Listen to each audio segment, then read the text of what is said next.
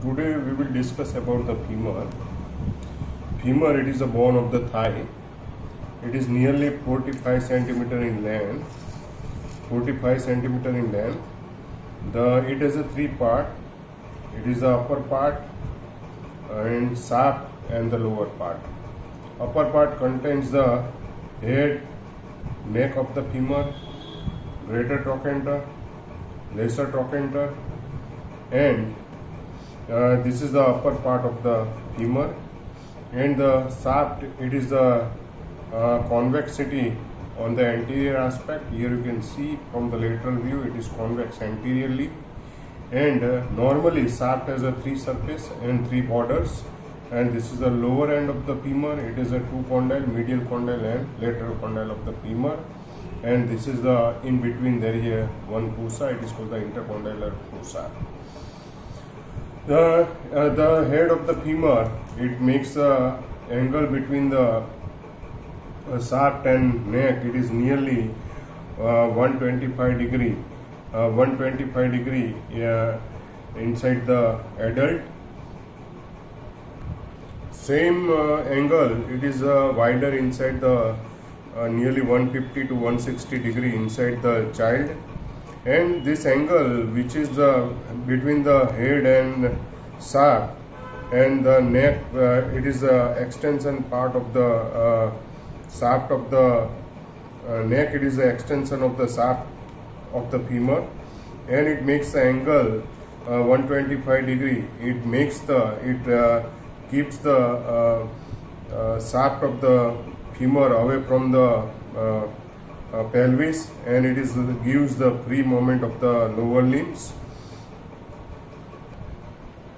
Head of the femur, which is articulated with the acetabulum of the hip bone and makes the hip joint, and it is a ball and socket variety of the hip joints.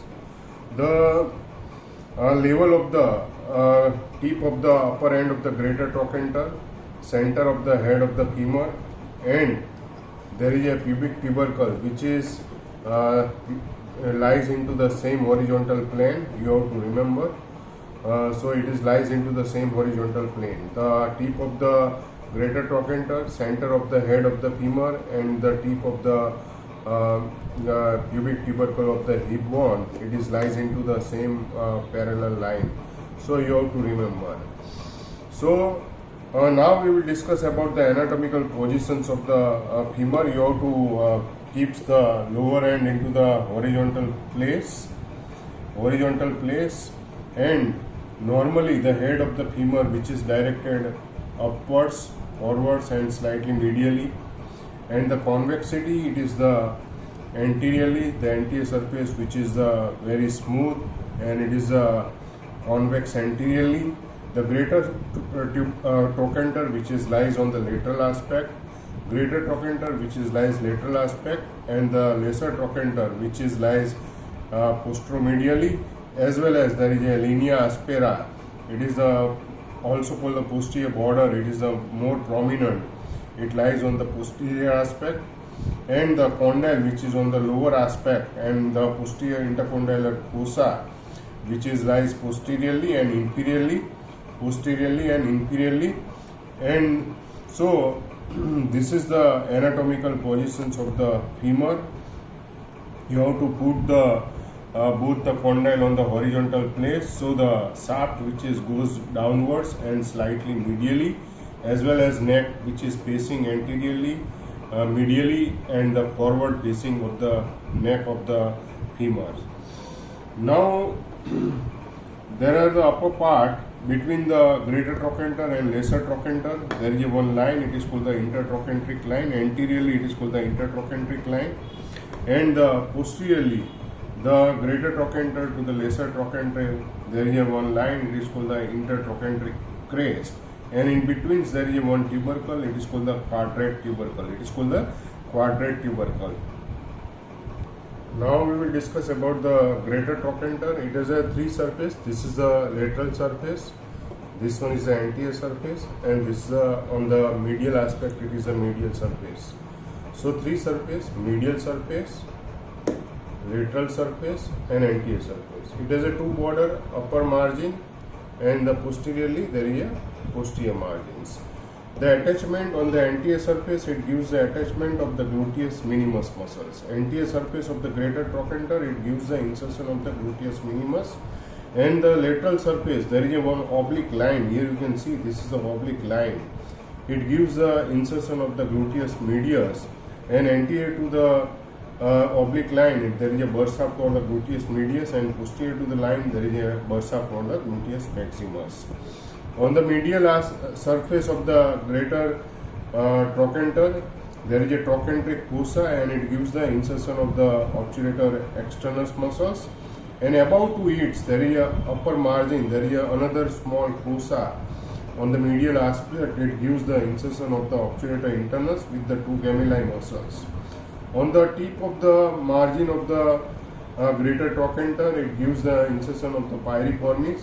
So from the upper margin, from there is a piriformis, inferior gemelli, obturator internus, and superior gemelli, which is attached on the inner side of the upper margin of the greater trochanter. So into the trochanteric fossa there is an insertion of the obturator externus, and above and to it there is a small groove on the medial surface of the greater trochanter. It gives the insertion of the obturator internus with the two gemelli, and deep it gives the insertion of the piriformis muscles. Posterior aspect of the greater trochanter, there is a posterior border. It becomes continues as an intertrochanteric crest, and in between there is a greater trochanter and lesser trochanter. There is a one elevated area. It is called the quadrate tubercle, and it gives the insertion of the quadratus femoris muscles. The anteriorly there is a, between the greater trochanter and lesser trochanter there is an intertrochanteric line. In this intertrochanteric line, there is attachment of the two ligaments. One is the capsular ligament, which is attached, and there is a iliofemoral ligament. It has a two bands, upper band and lower bands. Also, two muscles which is attached, the vastus lateralis, which is attached from the upper half of the intertrochanteric line. Then the anterior margin of the base of the greater trochanter. Then the lateral margin of the greater trochanter. Then it becomes continues as a on the gluteal tuberosity, on the lateral margin of the gluteal tuberosity. It is the attachment, and then it is on the lateral lip of the linea aspera. It is the attachment of the vastus lateralis. Same way the vastus medialis attached from the lower half of the intertrochanteric line, and then it becomes continuous downwards, and it becomes continuous as a spiral line. This is the spiral line, and then it becomes continuous as a medial lip of the intertrochanteric line. So vastus medialis from the lower lip of the intertrochanteric line, then it on the spiral line. This is a spiral line, and the medial lip of the linea aspera. Medial lip of the linea aspera, you have to remember. So this is the attachment on the intertrochanteric line, and on the lesser tubercle, lesser trochanter, the tip of the lesser trochanter, it gives the attachment of the psoas major, and the base it gives the attachment of the iliacus muscles. Capsular ligament of the upper end of the hip joint, it is attached to the intertrochanteric line anteriorly. Then it is goes downwards and slightly medial to the 1 centimeter medial to the lesser trochanter. It is the line of the attachment of the capsule, and 1 centimeter medial to the intertrochanteric crest. This is the line of attachment. 1 centimeter medial to the intertrochanteric crest. It is the line of attachment of the capsular ligament. So this is the attachment of the upper end of the capsules of the hip joint. Shaft of the femur, it has a anterior surface. This is the anterior surface. This is the medial border and lateral border. Medial border and lateral border nearly into the middle part, it is the ill-defined, but into the lower part it becomes the supracondylar ribs. This is the medial supracondylar ribs, and this is the lateral supracondylar ribs. But into the middle part of the middle 1/3 part of the shaft, it is the ill-defined and it is rounded medial border and the lateral border of the shaft. Into the upper 1/3 part, it is a fore surface because of the this is a spiral line, and there is a gluteal line or gluteal tuberosity in the upper 1/3 part. It is divided into the fore surface. It is considered as a between the spiral line and gluteal line. It is considered as a posterior surface, and this is a lateral surface, and this is a medial surface, and this is a anterior surface of the shaft of the upper 1/3 of the femur.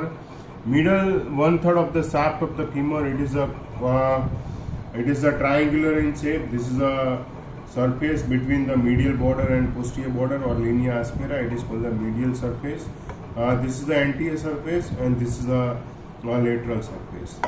The lower 1/3 part of the shaft, again it is divided into by the fore surface. Here this is the anterior surface.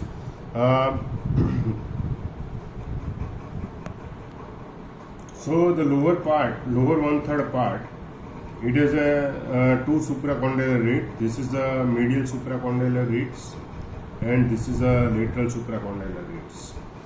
And here you can see this is a medial border which is continuous downwards, and between the medial supracondylar ribs and the medial border, this part, it is called the medial surface of the lower part, and this is the popliteal surface. It is called the between the two supracondylar ribs, and between the lateral supracondylar ribs and this is the lateral border in between. This is called the lateral surface of the lower 1/4 part of the shaft of the femur, and this is between the two medial border and lateral border. There is a lower part. It is the anterior surface of the lower part of the shaft of the femur.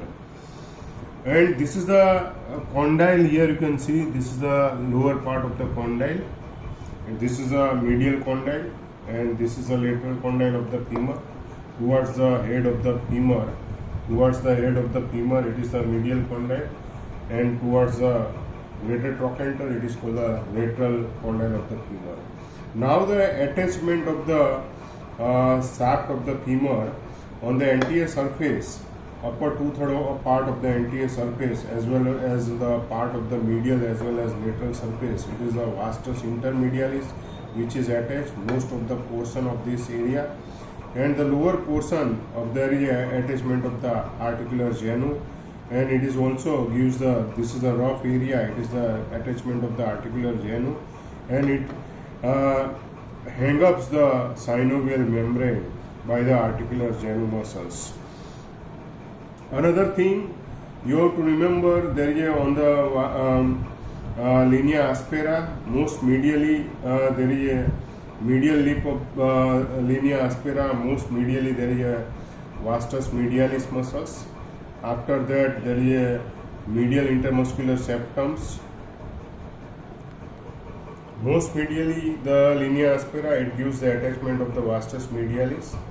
Then the second one is the medial intermuscular septums, and then into the upper part it gives the origin of the adductor brevis. Into the lower part, the same line, there is a adductor longus, and then the just lateral to the adductor brevis and longus line, there is a adductor magnus. Then the posterior intermuscular septums, and then it just lateral to the posterior intermuscular septums, there is a, on the linea aspera, there is a attachment of the sorted of biceps femoris, mainly over the lateral supracondylar ridge into the upper part, and then the attachment of the lateral intermuscular septums. So, and after that there is a vastus lateralis. It is the attachment of the vastus lateralis. So the medial to laterals, there is a attachment on the linea aspera. Most medially there is a vastus medialis, Then the it is the muscles of the front of the thigh. So front of the thigh it is over on the vastus medial is over the linea aspera. Then the medial intermuscular septums. Then the muscles of the medial compartment of the thigh. Medial compartment of the thigh into the upper part it gives the adductor brevis. Into the same line into the lower part it gives the adductor longus. Just lateral to the adductor brevis and longus there is a adductor magnus which extend up to the adductor tubercles. It is a adductor magnus. And then there is a medial compartment of the muscles which is over, and then there is a attachment of the posterior intermuscular septums, and then the muscles of the posterior compartment. All these muscles of the posterior compartment are the hamstring. It is attached to the ischial tuberosity, but only the short head of biceps which is attached just lateral to the posterior intermuscular septum on the lateral supracondylar ridge into the upper part, then the lateral intermuscular septums, and then again the anterior compartment of the front of the thigh. It is a vastus lateralis muscles. This is the lower part of the shaft of the femur, and this is a lateral condyle. Here you can see this is the head of the femur. It is the medial side. So on the lateral side, lateral supracondylar ridges into the most lower part, it gives the lateral head of the gastrocnemius, and here on this group also on the lateral condyle there is a attachment of the lateral head of the gastrocnemius. And below to it, this line, it gives the attachment of the capsular ligaments. This is the attachment of the capsular ligaments, and below to this groove on the lateral condyle it is a attachment of the popliteus muscles. And here in between the lateral head of gastrocnemius and popliteus there is a attachment of the capsular ligament of the knee joint, just above to the 1 centimeter above to the margin, articular margins, there is attachment of the capsular ligament. So capsular ligament on the lateral condyle, it is passes between the popliteus, it is the intracapsular muscles, and the lateral head of gastrocnemius, extracapsular muscles. So here there is a passing of the capsular ligaments. On the medial aspect on the posterior surface of the lower part, above to the condyle on the popliteal surface, there is a attachment of the medial head of the gastrocnemius muscles. So here there is a medial head of the gastrocnemius muscles, and opposite to the it on the lateral condyle, here into the upper parts, just medial to the lateral supracondylar ribs, there is a attachment of the plantaris muscles. This is the lateral epicondyle, most prominent part of the lateral condyle on the lateral aspect. It is called the lateral epicondyle. We already discussed, here there is attachment of the popliteus, and here there is attachment of the lateral head of gastrocnemius, and here there is attachment of the capsular ligament. This most prominent part of the lateral condyle, here there is attachment of the tubular collateral ligament. Same way, this is the up to the adductor tubercle, there is a insertion of the adductor magnus, and after that there is a lower to it, there is a prominent part of the medial condyle, there is a attachment of the tibial collateral ligament. So the tibial collateral ligament, it is the degenerated part of the adductor magnus. It is considered as a degenerated part of the adductor magnus. So this is the attachment of the ligament.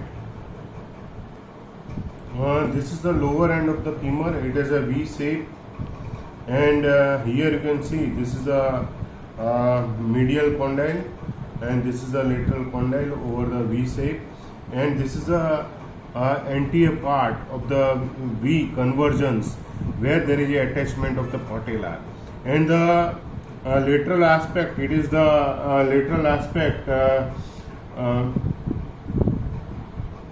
So lateral aspect, it is the more extent, and it is gives to accommodate the attachment of the patella. So this is here there is attachment of the patella.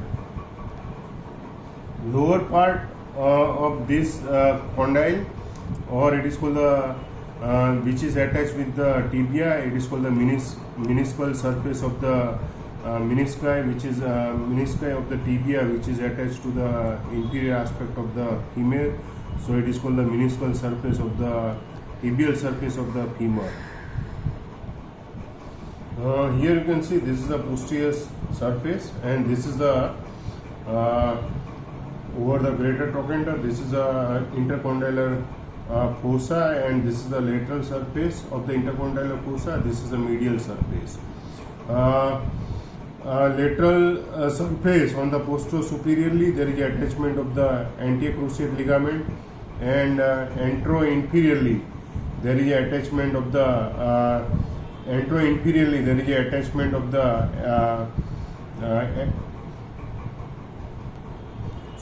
antero-inferiorly there is attachment of the anterocruciate ligament, and antero-inferiorly there is on the medial surface there is attachment of the posterior cruciate ligament, and posterior-superiorly there is attachment of the anterior cruciate ligament on the lateral surface of the intercondylar fossa. So this is about to the cruciate ligament.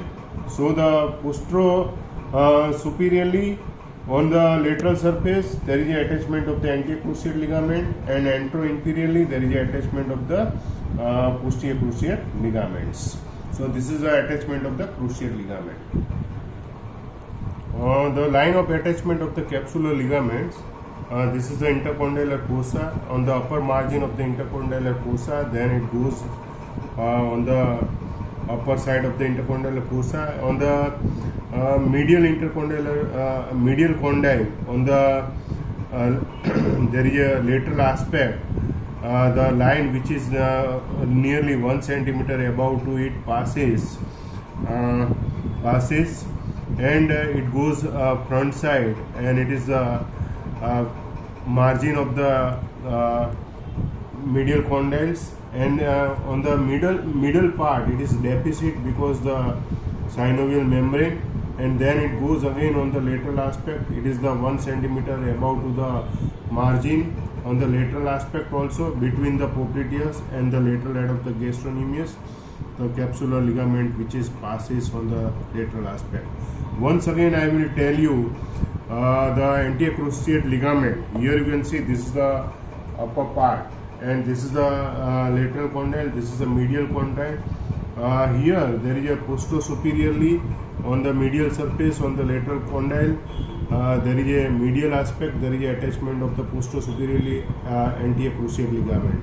Antero-inferiorly on the medial surface there is a attachment of the posterior cruciate ligaments.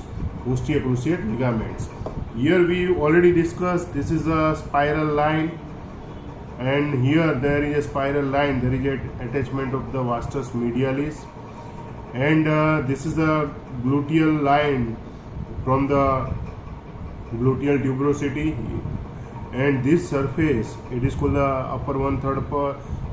There is a posterior surface, it gives the vastus medialis on the spiral line. There is a, on the base there is a iliacus muscles, and here there is a attachment of the pectineus muscles, and there is a attachment on the gluteal line, there is a gluteus maximus muscles. So this is about to the femur. It is a one primary center and 3 secondary center for the developmental, for the ossifications, and the most commonest site for the fracture of the femur, it is a shaft of the femur, as well as there is a fracture of the neck of the femur. It lead to there is a avascular necrosis of the head of the femur. In this case we will replace the ball of the hip, femur. It is called the hip replacement, and we can introduce the prosthesis. So it is a hip replacement. Whenever there is a avascular fracture of the neck of the femur, it lead to there is a head of the femur which is necrosis, and we will replace it as a hip replacement. So this is about to the femur. Hope you enjoy the lecture of the femur or demonstration of the femur. Thank you very much.